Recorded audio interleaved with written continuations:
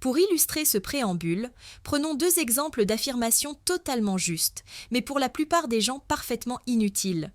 Partons d'un constat, si je vous dis que le remboursement d'un emprunt à moyen terme impacte la trésorerie. C'est un mode de financement qui apparaît puis disparaît. Le remboursement entraîne une réduction du passif de l'entreprise et de son actif le plus souvent car, sauf à contracter un nouvel emprunt pour en rembourser un ancien, le remboursement d'un emprunt implique d'utiliser les liquidités de l'entreprise à cet effet. Vous ai-je vraiment aidé? Cette question est prise sur le site d'un excellent manuel de référence, le Vernimen. Pourtant, au départ, l'idée est simple. Pour un remboursement anticipé à la banque, l'argent sort de la caisse de l'entreprise. Point final. Certes, on perd un peu en nuances, mais là au moins tout le monde comprend. Ou encore, si je vous dis que l'investissement en immobilisation est égal à la variation des immobilisations nettes, augmentée de la dotation aux amortissements et de la valeur nette comptable des actifs cédés. Ça fait drôle, non? Là, je n'ai même pas cherché à comprendre.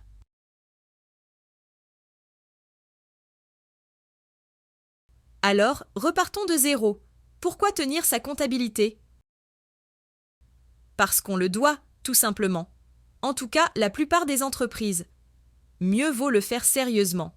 La tenue d'une comptabilité inexacte ou fictive est passible d'une peine de prison de 5 ans et d'une amende de 500 000 €.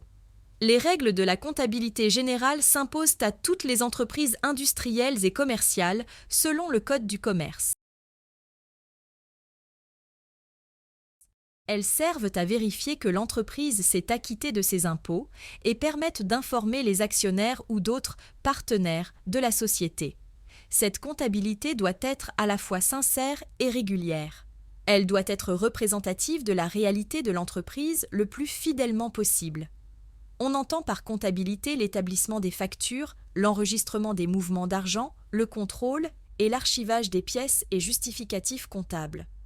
En fin d'exercice, elle oblige à la réalisation de comptes annuels et d'un inventaire qui consiste principalement à regarder ce que l'on a en stock et à le comparer à ce qui est noté en comptabilité. Comme ce système d'information complexe est en place, on essaie de le rendre utile et là ce n'est pas gagné. Mais comme on est obligé et que tout le monde doit le faire, on va quand même pouvoir se servir des documents de fin d'exercice, bilan, compte de résultats et annexes, où on trouve les détails si on est grave patient pour produire de l'information utile.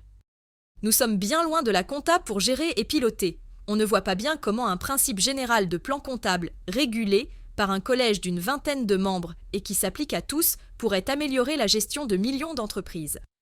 L'Autorité des normes comptables, ANC, établit sous forme de règlement les prescriptions comptables générales et sectorielles, et ce n'est pas la compta qui s'adapte à l'entreprise, mais plutôt l'inverse.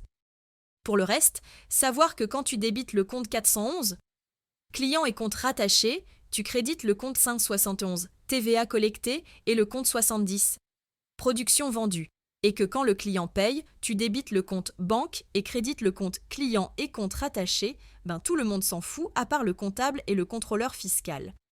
Parfois, les comptables ont le syndrome de la grenouille et du bœuf. Une grenouille veut se faire aussi grosse qu'un bœuf et finit par exploser.